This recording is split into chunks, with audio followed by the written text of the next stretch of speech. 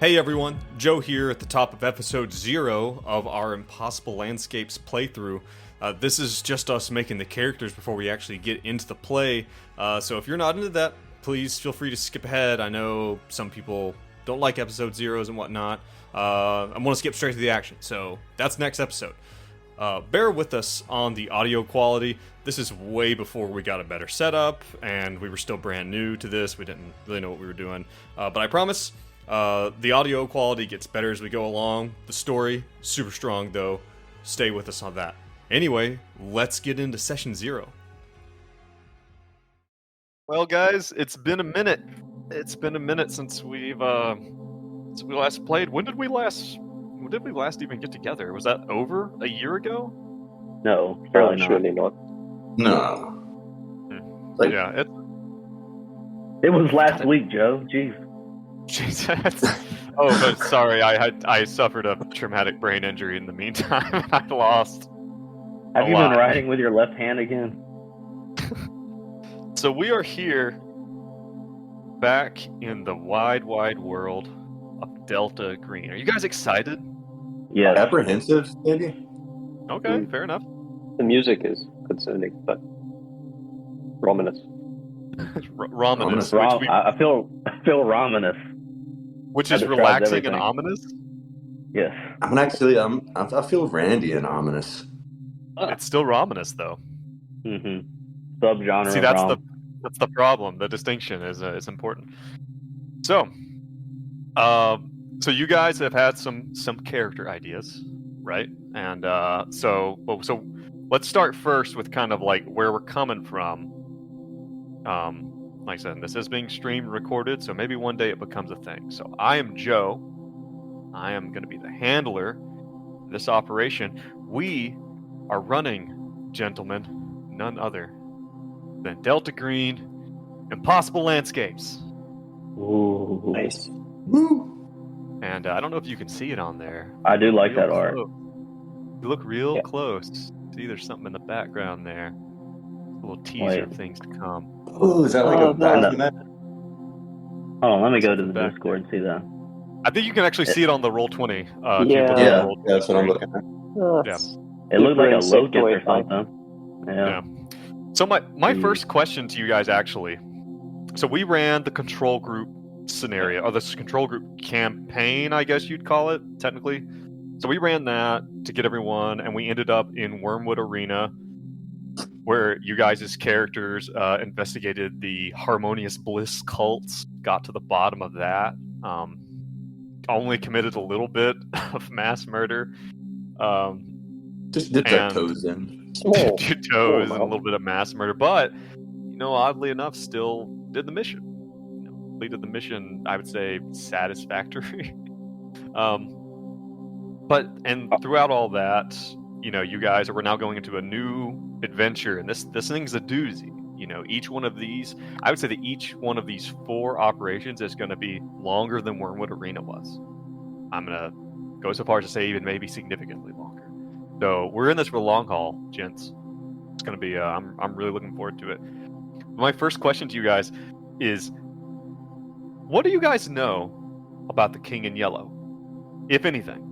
I think everything I know about it is from True Detective Season 1 and Glass Cannon Strange Aeon's playthrough, where they just like touch on it. I don't actually know. It's like The King in Yellow is a play that supposedly if you read it, you go insane. That's about as much as I know. Yeah, I didn't know that either. All my knowledge comes from True Detective as well, and it's just like a obscure reference in that. Yeah. Yeah, Gian, I know have he you has ever? a name, and it's Carcosa. Or Carcosa is somehow affiliated with the King in Yellow. I think that affiliated with the King in Yellow is the best way to put it, because there are different descriptions and there are different fictions. Like, it's kind of like at this point, the King in Yellow has kind of become kind of in the way that vampires maybe once upon a time were very narrowly defined as being specifically, like what came out of Dracula, right? But the lore has diverged so much on what makes a vampire. And the King in Yellow has done a very similar thing Robert Chambers wrote it. He wrote it before Lovecraft. Lovecraft actually took a lot of he actually read a lot of his stuff and took a lot of there's a word for it that's slipping my mind. But he read it. Yeah, inspiration. Yeah, he took a lot of inspiration from it. But yeah, so I would say from this point on, I would dissuade any of you from looking any further into the King in Yellow, Carcosa, or anything like that. Like, if something comes up, be like, nope, I can't. Spoilers. Yeah. Yeah. Roger So like, because like I said, and this particular like brand of King in Yellow lore and stuff like that is like some of it is very, very specific to Delta Green. That's nowhere else. This operation is actually an old operation that was actually rewritten and updated and generated for the new Delta Green game, because the old Delta game was actually a setting for the Call of Cthulhu game. It was just a modern setting for Call of Cthulhu, but now it's its whole new game and stuff like that. So yeah. And John, you said you've never heard of anything about the King in Yellow. No, I did a cursory Wikipedia, but then I was like, nope, this is all I need. I'm good. Okay. Mysterious enough, yeah. But yeah, I think I really do like what True Detective did with it, though. John, if you haven't seen True Detective Season 1, make it a priority. Yeah, Awesome. long enough. But the cool thing about True Detective Season 1 is it's always on the periphery as this like passing strange thing that seems to have tendrils, but it's never addressed, which keeps it scary. Yeah, for sure. The second you see the monster, it's not scary anymore. Right. So, but yeah. So that's what we're doing. We're going to be getting into a big wide world, the Delta Green world of intrigue, conspiracy, and the unnatural. Now we are in 1995 and we take place in New York. And I asked you guys to get some character ideas together. I think that Brad had decided that he wanted to do more of the agent role, to take a role as a federal agent, and then Dace and Gian, you guys were both want to do some of the other specialist roles. So I already talked to Dace a little bit about it, and we'll talk again. But so Brad, why don't you start us out? Tell us a little bit about your character, what was the name? Was it Hank Ellis? Was that it? Okay, yeah, we're doing character introduction. Hank Ellis. This is where we're gonna still build some stuff. This is a session. This is like halfway session 0, halfway session 1. We're gonna try to do some gameplay, but we're doing some. Oh yeah, Hank Ellis is a U.S. Marshal from Newman, Georgia. His grandfather was a deputy. His father was a sheriff, so he decided to do one better and become a U.S. Marshal. All right. And yep, that's him.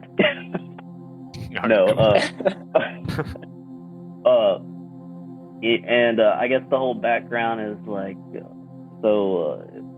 he joined when he was 25, and one of his first assignments was driving a fugitive across state lines, and it was the dead of night, and started seeing some the fugitive had killed several people, transferred him to another jail, said a radio in his head told him to do this stuff. And it was only him driving down this road, and he saw some lights in the sky, kind of looked like a circle or something, and a white light. And I woke up in the middle of the desert, knew it was the day I was born. and shortly after that, got contacted by the organization, and 20 years has passed, and nothing supernatural has happened since. So how old is Hank? 45. Okay, all right, 45. So Hank had an experience with the supernatural, Basically, an alien abduction. Yeah. and so that was in the 60s, right? So because it's 1995 now, so that'd be in the 70s, right? Yeah. Okay. All right. Interesting. So, just real quick, when was the Roswell incident? That was before 70, surely. Close. I was in 47. Okay, so it was a long time ago. I didn't realize it was that long ago. Yeah. Okay, they had an interesting experience. So, do you think that Hank Ellis has ever done any other operations, or do you think that for these last 20 years he's been like a Delta Green friendly and that kind of thing? Yeah, I mean, I imagine he hasn't done any operations. He was just contacted because of that. Gave the briefing, whatever entails when you get initiated, but hasn't had anything supernatural happen since. Okay. Well, it's and maybe because he's a U.S. Marshal, he's a part of the Special Operations Group, I believe, which is like the U.S. Marshal SWAT team. Mm-hmm. And so maybe they've tapped you a few times for equipment or for you to do some research for them, like run something through the database. So maybe you've had some feelers here, back and forth at Delta Green, but no big missions. This would be your first mission. Yeah, that's what I'm thinking. All right, nice. Gian, who are you bringing to the table, Mr. Benedict Farthington? Yes, Benedict Simon Farthington. That is. Pardon me. Yes. Let's not mix wires here. Benedict Farthington has been a British national, previously from Oxfordshire, and he grew up in a small little countryside just outside the town of Oxfordshire. He grew up to be a little bit of a bully at the St. Alice College for Boys, and as he aged, his naturally aggressive proclivities were diminished as the harshness of the small community came to suppress him. But he did understand how to more eagerly manipulate and control people with this greater understanding as he got older. But needless to say, he grew into the role of an editor-in-chief at the Daily Mail, which is a short little read in the UK, and he continues to provide his services there as the editor-in-chief.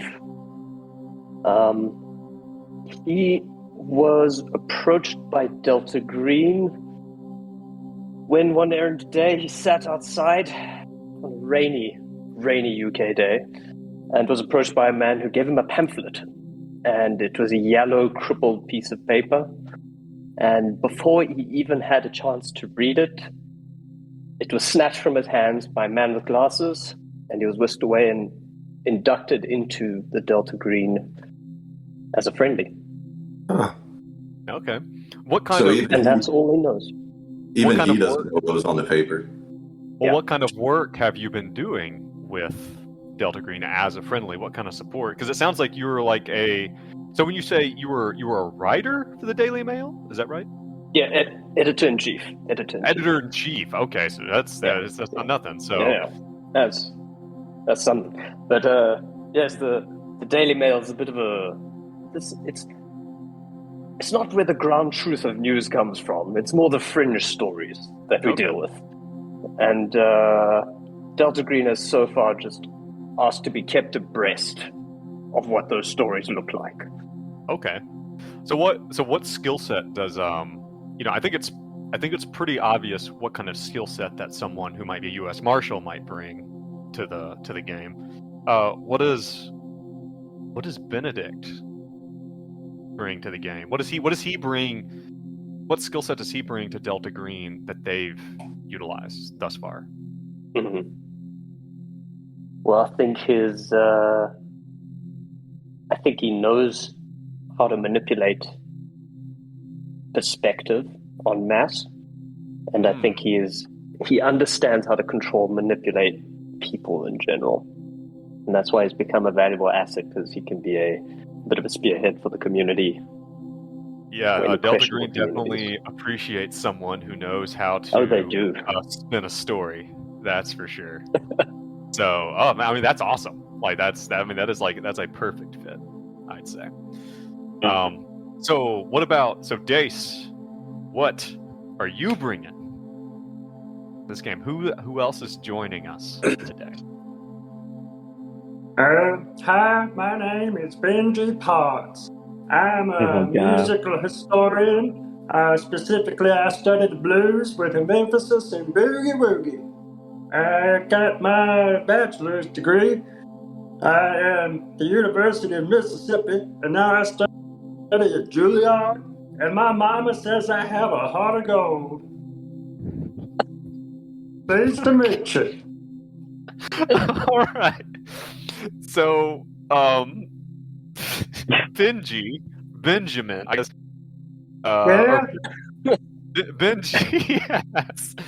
yeah, So Benji's at Juilliard, and that's right. he's a professor or an adjunct or. Oh, I'm just a student. I'm working on my master's. Work on your master's, okay. That's right. All right. So, and actually, I should have asked Benedict this. So we'll swing back around here in a second. Or no, Benedict did describe to us his encounter with the supernatural, as far as he knows, that he's been read in after what happened on the street that day. So Benji is a historian of the blues. He's like a music historian. What happened to Benji that made Delta Green take a notice? Well, when I was in Mississippi, I went to Cleveland down to a particular crossroads. One Mr. Rob Jordan went and reportedly sold his soul to the devil. I enacted a rite of passage and saw some stuff that I might not ought to see. It's haunted me for many days. I took an interest in the supernatural. Lose her voice.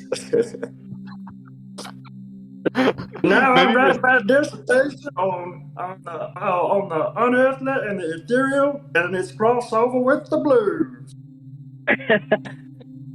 All right, so you've Excellent. attracted so your study of this kind of thing, and maybe your digging has attracted some attention from Delta Green. We talked the other day, and it's like maybe one day Benji went into his small office that he's been given as a graduate student, and there were some men digging through his papers. It's actually a janitor's closet. It's amazing that we can all fit in there at once. Right. But yeah, so what does Benji bring to the table? Well, I play a mean six string. Yeah, he does. Is that all? Okay, That's it? real. This is a wild card. Yeah, he is. Oh man. All right. That is fascinating. It sounds like he is just a great guy, just overall, just The an heart awesome of guy. gold. The heart of gold. All right, so we have. I'm gonna start my paper notes here. I've got Benji. I've got not Finnegan. Sorry, Benedict, and old Hank. 3 of you. All right, so let's get down to some character creation stuff here then. I think a lot of it has been done. Have you guys filled in your skills and stuff? No. Okay. I have. You have not? Uh-oh. Make him roll for sanity. Right.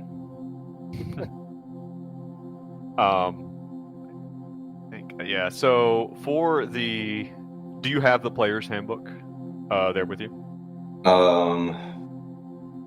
Golly, I know I downloaded it. Let's see. It might be easier actually if I just read off the stats and you put it in. Pretty cool. Okay. That might be actually faster. I do have it pulled up now, but yeah, shoot. All right. Hold on, I have to find it real quick. Here, these are all federal agencies. I need the other ones because I'm having trouble finding where the historian It's kept in here. Actually, it might not be in here. It might be in the other documents. It might be in the Google Doc. I think I got it. It's under anthropologist or historian. You study humanity. You're concerned with patterns that emerge over time across land masses, cultures, language groups. You might be a number cruncher, field worker. 20. Yeah, I'm on page 27 for his stats, I think. Anthropology or historian. Okay, On the handler's guide. Professional skills. I'm on Agent's Handbook. Page 27? No, Agent's Handbook, page 20. Oh, 20. But that's Sorry, just got the professional skills. Yeah. Okay, yeah, this is fine. All right, so Dace, Yes. you ready? Yep. All right, yeah. So pick either anthropology or archaeology and put that at 50. Right. Bureaucracy of 40. Noise. Okay. Now I'm going to let you choose here. Do you want to put? You're going to have an opportunity here to take a foreign language and a music skill. One can be 40, one can be 50. Which do you think is more important to Benji? Oh, definitely music skill. All right, so then put your music at 50 under art. Okay. And then pick yourself a foreign language. And where would okay, foreign languages and other skills. What foreign language would Benji know? Cajun? Italian? Operas? I don't know. Cajun? Creole French?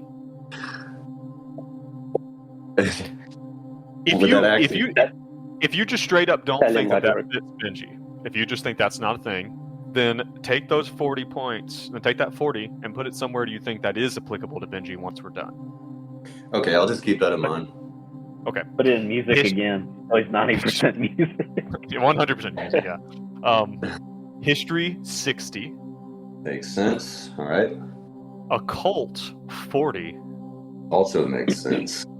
Persuade, 40.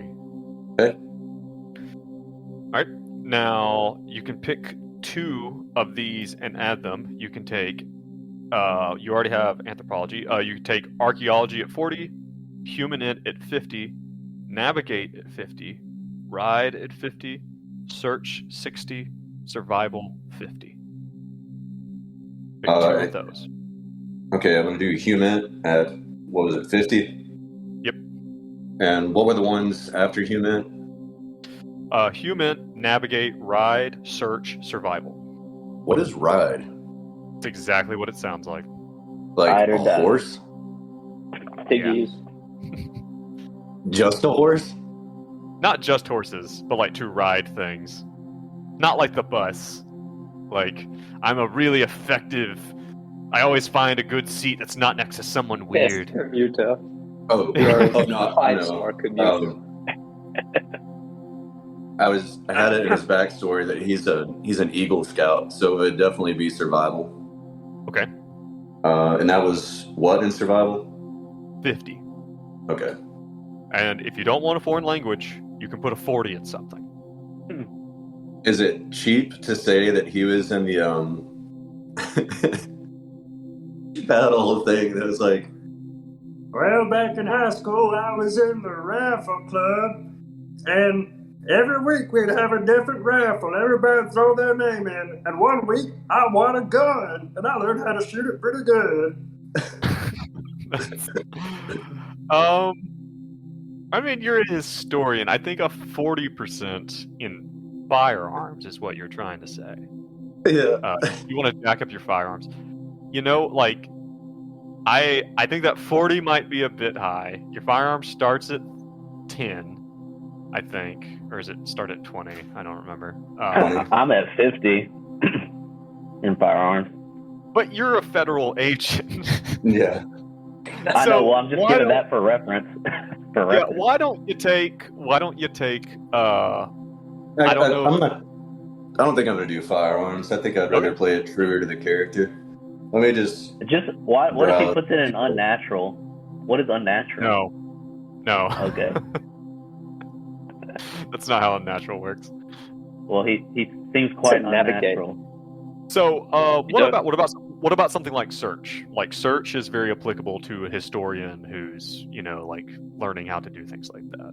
Okay. Or hell, it is 95. You could drop a little bit in computer science. If like you're doing some Windows 95 action. I kind of like that too. Would search be like going to a library and searching for stuff, or is it like searching? It could be used for that. Intelligence could be used for that kind of thing too. You could also use your history skill for that kind of thing, like specifically for libraries. Like it depends on what you're looking up at the library, but search is more broad. Okay, I'll go with search, so I can add 40 to that. Yeah, or make it 40. Make it 40. Okay. All right. You were saying something, John? No. Okay. And then for Brad and John, like if you have anything in your character that you're looking at your sheet and the stats, and you're like, I don't really know if that's me. Like I don't know if that's Benedict. I don't know if that's Hank. Like let me know. Like if you wanna adjust some stuff around, like, hey, does either of you guys have any hobbies? Like maybe they play the spoons and you guys get together with Benji and just go all out. Mm-hmm. I'll think about that. Yeah. Nothing from my side.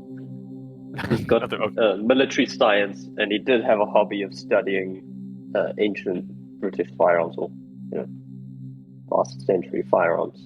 But that's military science. But it could also be history. What does military science? What is military science? Is like how tactics. Like it could be history. It could be like, what is that? Like what weapon would be best here? Like what like military, non-civilian weapon it is. Like it's broad. Like a lot of this stuff is up to. There's a lot of debate. Like the house. He effectively read The Art of War at some point, and now he's got 40 military. Yeah. now you're a military tactician, right? Yeah. All right. So let's roll everyone's stats real quick, and then we'll talk about bonds. How about that? Wait. Okay. So the way stats are going to work is okay. Do you guys want to roll them, or do you want to assign points? Roll. We gotta roll. Gotta roll. All We right. like to gamble. Yeah.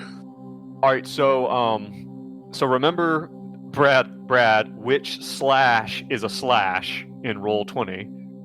It's not a backslash. It's a forward slash. Okay. I believe in you. I still don't know what's forward and what's backwards, but I'll try. Got so much backslash from that backslash. Right. The one that's by the one that's with the question mark is the one you want. Gotcha. There's a little man and his head is going forward, and it's like, oh, that's the forward slash. Forward. Yeah, sure. Backslash is. Well, what if he's upside down? Then his head's going backwards. I don't think it. Okay. All right. So the way it works is you're gonna roll 4d6, and then you're gonna drop the lowest, and you're gonna do that 6 times, and then assign those as you like. So Brad, you go ahead first. //R space 4d6. And you want to do that 6 times and then drop the lowest each time. Damn. That first one, good God. You nailed it first time. I'm going to do this 6 times. Yep, you can do that 6 times. Okay. D6. Does this get capped out, Joe? At like 72? Is that only for assigning? 72 is only for assigning. So 72 will give you an average amount. Like basically when you roll, you're taking the chance that you're going to get some really highs, but you might also get some really lows. Cool. He's looking pretty good. Like a beast. Yeah, he is. He is. Yeah, he so is. One more. Yep. That's nuts. Yeah, dude. Yeah, you're gonna be really solid. You're solid. Damn. Yeah, that is good. Okay. Nice. All right, so drop the lowest guy. of each. So drop the lowest of each one, so that and then add the remaining 3, and then assign those. So go ahead and be looking at those. Write those down real quick, so that Gian and Dace can do theirs. Hank might actually survive this module. So wait, I dropped the lowest of the 4 rolls on each one. that what you said? Yeah, of the 4 numbers, drop the lowest in each roll. So the top one would be 5 plus 4 plus 5, and that's what I would put on something? Correct. So Okay. you don't get 18, you get 14. But still, I mean, that's 14 ain't nothing to fucking scoff at, you know. Gotcha. Like Hank is above average, like on pretty much everything. Goddamn, Hank the Tank. Dang. All right, Jean, if you want to, or Dace. Sorry, it looks like Jean's going somewhere. Sorry. I'm getting a Dace, I'm getting a pen and paper. Okay.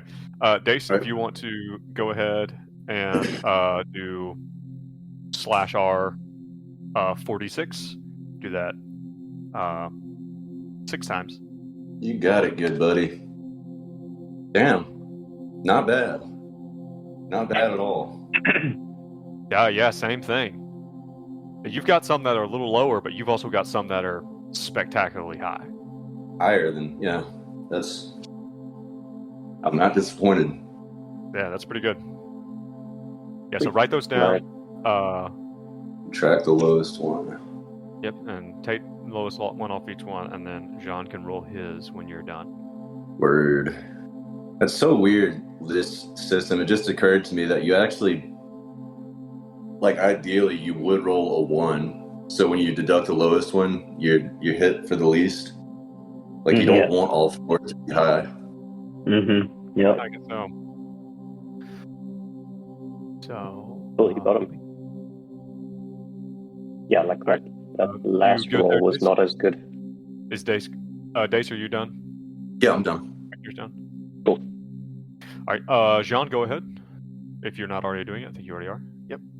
All good. Oof. Pretty good. Man, you guys all did pretty well. Like, Yeah. like you guys are all having agents with. Does anyone have a 10, or is everyone at least 11 and above? I have My lowest 110. one's 12. I Yeah, feel my like lowest one's 12. Benedict's gonna be Not bad. 12 there. Benedict's got an 11. Yeah. But what's your I'll go ahead, assign your stats, and then My highest is 15. My lowest is 11. yeah. That's not So bad. Brad, have you already assigned yours? Yes. So what are you looking at? Where'd you put your stuff? Strength 15, Constitution 14, Dexterity 14, Intelligence 12, Power 13, and Charisma 13. Okay. So, and then there's a thing that we talked about kind of in the last one, is distinguishing features. So anything that you have that's below a 9, which is nothing apparently for you guys, or that is above a 12, so 13 and above, like for each one of those things that's 13 or above, in the little space there next to it, just put like one word that describes how Hank is exceptional in that area. Gotcha. Like what do you think those would be, like, for the stuff that he's extra good at, greater than 13 at? He was a power lifter in high school, I guess would be strength. Okay. All right. Constitution. I don't know. How serious do these have to be? They don't have to be exact, but so your highest are basically your strength, constitution, your dexterity. Yeah. What is power again? That's like mental fortitude. Power is your willpower, or is like your mental fortitude. Yeah. Okay. Okay. But your highest is by far that you are a power lifter, and does that? I assume that affects the way Hank looks. Is Hank he's like a pretty big guy? Yeah, he's like big, stout, tall, but his face is like leathery as hell. His face looks like he's 60, but his body's like But he doesn't look bad either. I mean, he's got 13 in charisma still. Oh, true. I was But at thinking the same time, charisma would be more personality than looks. well, yeah, okay. So it's all his personality. He's a real nice guy, or maybe not nice, but he's charismatic. But the thing is, you're still dexterous too. So even though he's a big guy, even though he's strong, he's a little wily as well. What's his dex? 14. All right. What about for Benedict? Where'd you put your stuff? What's your He's highest? got 15 in charisma, All right. then 14 intelligence, 14 strength, and then the rest are 12, 12, 11 constitution. Yeah. So for the purpose of this, maybe just anything over 14, give a distinguishing feature to, because you guys are so exceptional. Solid rolls. So he's definitely a sweet talker. He's gonna be a pseudo intellectual. Yeah, Okay. the double negative. Actually gonna be, Every party he goes to, he won't shut up about the art of war. Yeah. And then what does strength give again? Is that more physical or? Yeah, strength is like literally your physical strength. Nice. Well, he is a burly looking man with a large belly, so that works. Okay. And what about for Benji? What's Benji's highest skills? I actually got 2 15s, so I put one in intelligence and said that he's a bookworm. All right. And in charisma, and I put that he's disarming, like he's disarmingly charming. And got a 14 in dex. He doesn't come across as threatening at all. Right. Yeah, he's just like a very sincere guy. Yeah. I got a 14 in dex, and I put that he was in cross country. And then a 13 in power, and I put strong beliefs.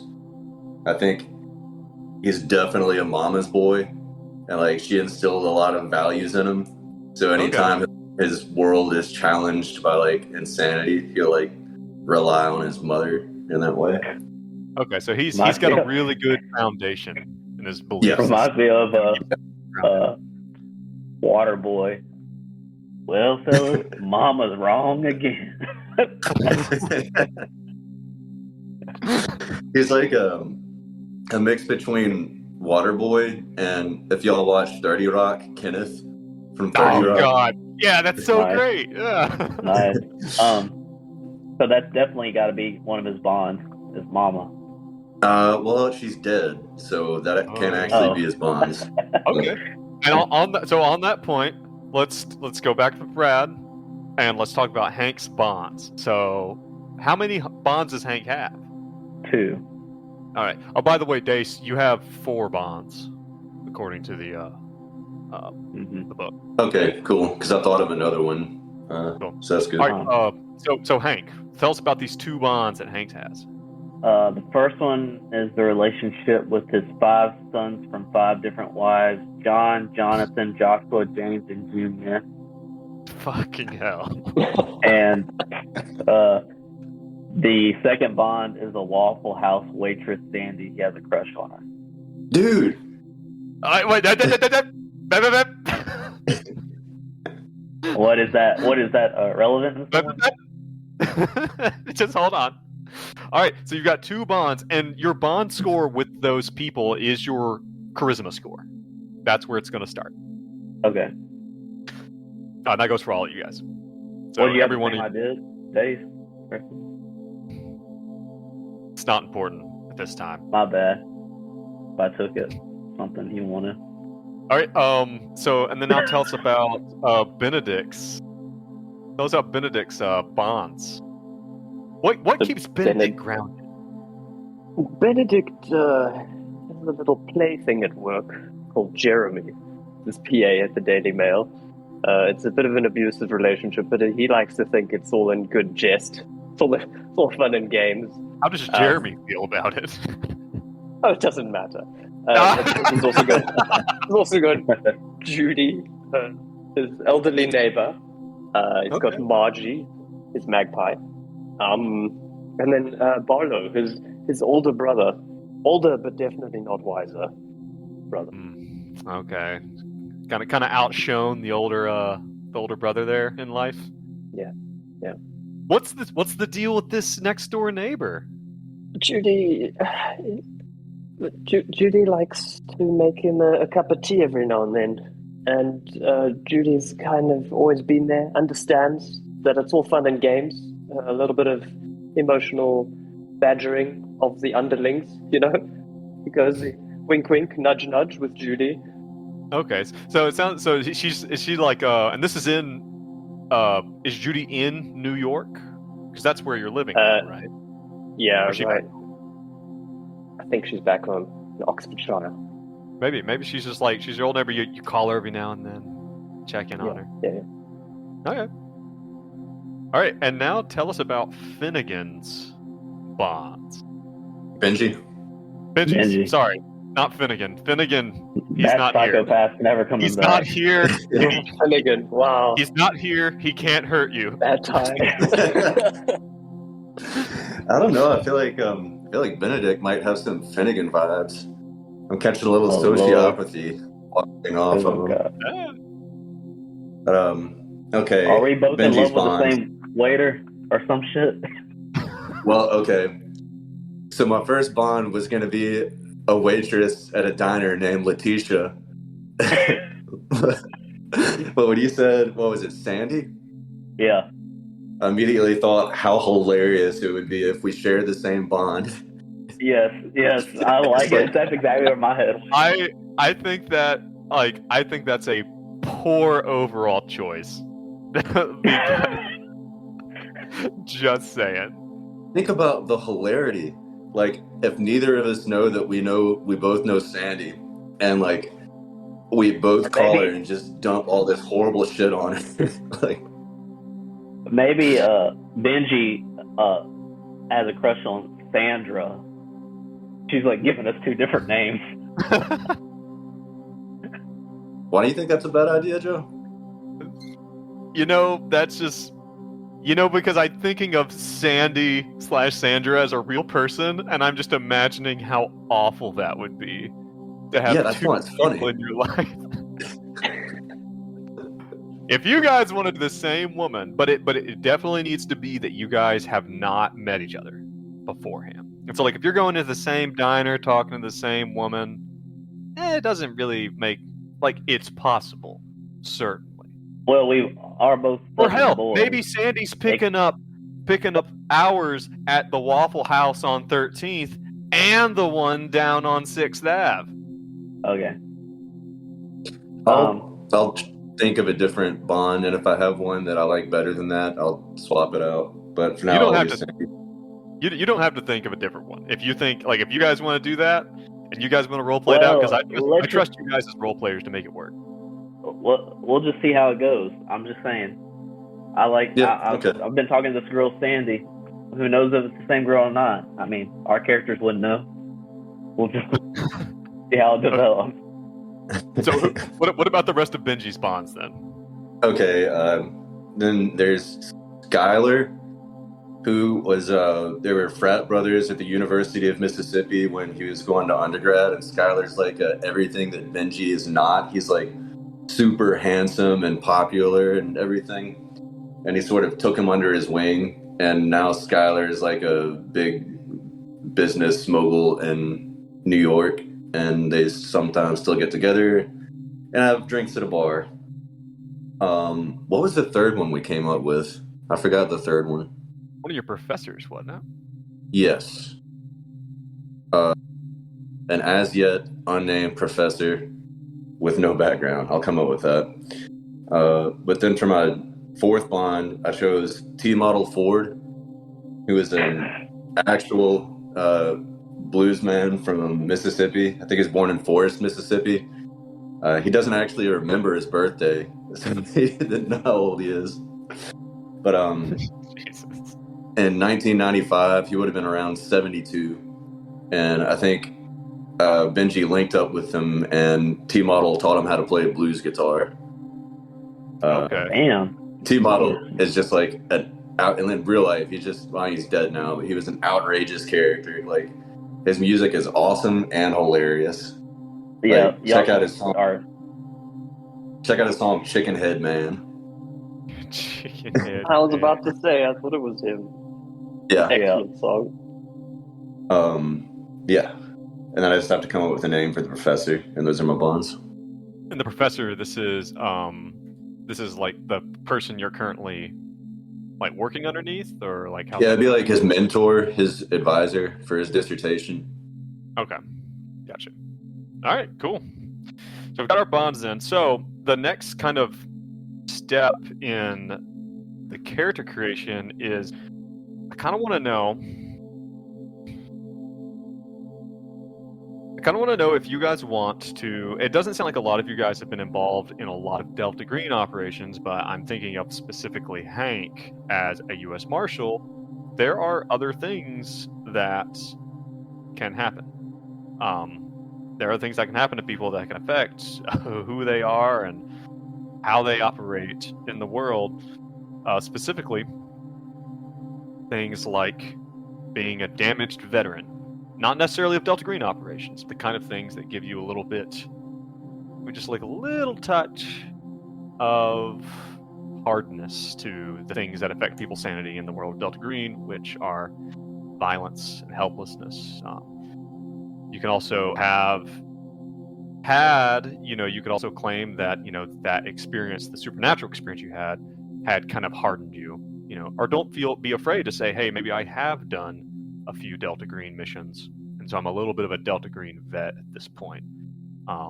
So the options are on page 38 under damaged veterans, and they are the inoculation to extreme violence, or the exposure to extreme violence, exposure to captivity or imprisonment, which helps with helplessness. There's hard experience, and then there is things man was not meant to know. So, all right, hold on. Let's see. Okay, I see it now. I definitely want to use one of these if I can. What's the disadvantage? This is just an extra kind of little bonus thing I get. You can read the descriptions there of each one. There are disadvantages to having each one. I think I'm definitely going to go with things man was not meant to know due to the whole Crossroads incident. Yeah. You went down. I mean, you went. So, and correct me if I'm wrong. Benji went down, like basically tracked down and discovered where this blues legend went to sell his soul to the devil. Went down there and engaged in some of the same, like, occultic kind of stuff, and had an experience. Right. Yeah, and in Clarksdale, where Robert Johnson sold his soul, there's like a historic crossroads that's like the landmark. Mm-hmm. But then if you ask like locals, they'll point you to a different crossroads that's just like theoretically supposedly the actual crossroads where it happened. So he went to that one and did this ritual. Okay, gotcha. All right. So then, if that's the case, then for Benji, then go ahead and add 10% to your unnatural skill and 20% to your occult. So Benji's a bit up to his eyeballs in this stuff already. Yeah, my cult is 60 now. Yeah. Once you do that, reduce your sanity by your hour stat. The maximum or the current? Your current. Okay. Because I think, did all that stuff fill in automatically? Yes, it did. Yeah. So your current goes down. It's now 52. All right. And you are going to get your new breaking point is going to be a little different, because your new breaking point is going to be 52 minus 13. So your new breaking point is going to be 39. Do we also need to choose a motivation? Yes, motivations are going to be a thing. They're not as important to play, but there are still things that can kind of inform this. Especially for you, because you're going to be doing this. So let me roll a quick D8. Let's see what we got here. 5. All right. There is a risk over in the motivations area. I would like for Benji for you to write fugues or disassociation or whatever you want to. Maybe dissociative disorder might be easier to understand. Basically, you go into catatonia. You just write catatonia if you want. You go into catatonia and have a tendency to kind of shut down when encountering things that are similar to the experience that you had in Cleveland. All right. So sometimes when you encounter the unnatural, there's a risk that you might kind of go down shutdown mode, kind of go into this dissociative. I said Cleveland, didn't I? It was Clarksdale, Mississippi. Clarksdale. That's Okay, what it Clarksdale, was. Mississippi. All right. So, do you guys want to take any of the damaged veteran subtypes? Don't think it makes sense for Benedict. You don't think so? Okay. And what about I don't for... want to. All right, cool. All right. And then, so the last thing is probably under motivations.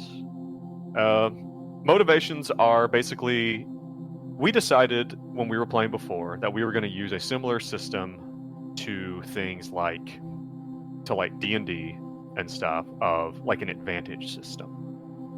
Now, in the book, motivations are typically used for you to regenerate willpower without resting. So say if you were a doctor and you had a motivation to help the sick and you healed someone, you'd be like, well, that was you fulfilling a personal motivation. You would get a little willpower back for that, right? I have not seen willpower be that big of a thing. It may be a lot different due to the nature of this campaign, but I am really considering actually using your motivations to be an opportunity for you guys to earn bonuses to your rolls. But basically by fulfilling a motivation, that's how you're going to get a 20% bonus on a roll. I like that. You guys like that? Okay. Like, with limited, because I want to put down, like, one of my main goals just as, like, a marshal is to capture known fugitives. So, like, put, like, a cap on how often I can use that. So, like, every time I'm shooting at a bad guy, I can't roll an extra. But, right. Well, it's like, or maybe something just like catch bad guys. Maybe that's a little more broad. It's like, give you more opportunities for that, but it's not so broad, So like something that's not like so broad that it can just be achieved. Like eat breakfast should not be a motivation. Well, okay. So I was gonna, as my first motivation, I was gonna say make mama proud. Make mama proud. Is that too general? I think make mama proud is a bit general, unless you can tell me something pretty specific that made mama proud. Like make mama proud. Never tell a lie. Like that would be like something kind of specific, because make mama proud, it's a bit broad. Okay. I think the number of motivations you really want 4 or 5. 4 or 5. 4 or 5. We don't have to do them all now. Like we're gonna investigate and kind of learn these characters a little bit as we go, so it will be easier a little later. But let's try to get at least 2 or 3 right now. Like what are the kind of things that you've got 3? I think so. I can't think. Or I could think of 2 more if I really had to. I want to do just like capture known fugitives as a motivation, provide for his sons and ex-wives as one. Okay. And live up to his family's legacy as the officer of the law. Okay. All right. That one's a little more broad, but it's still all right. Man, I wish I had a shade on this damn window. It is so bright. What about for Benedict? We think it's Benedict. I don't know. I was thinking it's probably something around uncovering secrets or something linked back to understanding why, when handed a pamphlet, his entire life changed. But I can't really keep that. I can't really generalize in a way that makes Would it sense. be part of his identity as a journalist? Might be kind of like, right? Like hey, like uncover the truth about uncover the truth. Done. Or even like, or maybe I don't know. Was he like a big like exposed corruption in the government kind of person, and now you're part of a secret underground government agency, right? It's like, I don't know, like, or maybe is Benedict's thing? Does he like? I mean, he sounds like a bit of a sociopath, bit of a narcissist in some way. So, like, is he like get more well known, make more money, that kind of thing? Like, are those the kind of things that he likes? He's gonna want to, I don't know, like dominate meaningless interactions with other people, or like not so much like dominate a community or anything else. He just wants to be the fucking guy. in whatever situation he is part of. Okay, like be the center of attention, maybe. Yeah, maybe. Cool. I think that's okay for now. We'll figure out the rest. He's still a little bit blurry in my mind. Okay, I got you. What about for old Benji? I've got What is Benji like? make mama proud, parentheses, the golden rule. I figure that might make it more narrow. Okay. All right. Treat others as you would want to be treated. Yeah. Learn more about the Clarksdale incident. Okay. Spread the joy of the blues and boogie woogie. Gotcha. Finish dissertation. And record blues album. All right. So you have those written on your sheet just like that? Yep. All right. So that Joe can destroy a few of them. Which one will go? Just one. So the second one. Yep. Which was learn more about the Clarksdale incident. You just at this point you just don't even know if you want to know. Okay. Should I delete that one? Don't delete it. It's still there. You can do things to get that motivation back. But it is basically covered over by your current mental disorder. Okay. Your mental disorder is kind of currently like fulfilling that slot. So, all right. No, Joe, that the video that's streaming is on like your Fred boat or like some menu on Discord. Oh shit. Yeah, it's all over the place. Oh, it's going. Sorry, it's because I switched pages. It'll be back. Gotcha. It's because I don't have multiple computers to run this off of. Amateur. Right. But yeah, so if you guys are good with that, then do you guys have any questions, like about what else is going on, and like when it comes to equipment? All right, so like some of the equipment stuff is going to be handled. I know, like you got like primarily Hank. Hank had some questions about like, yeah, I'm like a member of the SWAT team of the U.S. Marshals. Do I get to bring all my SWAT stuff? I would say that you have access to it, but you do not keep that around. Like that is at your office. That is kept under lock and key in the SWAT van. Now you're obviously going to have a much easier time getting it than most people, but it doesn't mean it's going to be easy. But well, it would be fair that I have my agency badge and a. I would say that you definitely pistol. have everything that's listed under the federal agent stuff, which is like badge, a sidearm, a pistol, like a basic bulletproof vest, a jacket that says Marshal across it, that kind of thing. Now, can I take the battering ram? I would say no. Okay. All right. So are we good then? Do you guys like where this is at? We also mentioned we needed to come up with a code name, didn't we? Like, oh yeah, part of the M. You need a code name that starts with the letter M. Ooh. So have you guys thought about this? It sounds like John has. I may have got it wrong though, because I thought it needed to be like M dash. I chose M pudding, but that's not right. So No, I remembered it, but I did it so wrong. I think you had the spirit of it. I had the spirit, yeah. I mean, I'm all for inputting, but I think Hanks will be molasses since he's from Georgia. Molasses. Agent Molasses. All right. I think Benedict is gonna be Matador. Agent Matador. Ooh, that's really good. Better than pudding. Inputting. This is so dumb, but it's all I can think of. Like, my brain has latched onto it, and I can't get over it. But if I was Agent Meacher, as in pleased to. Jesus Christ.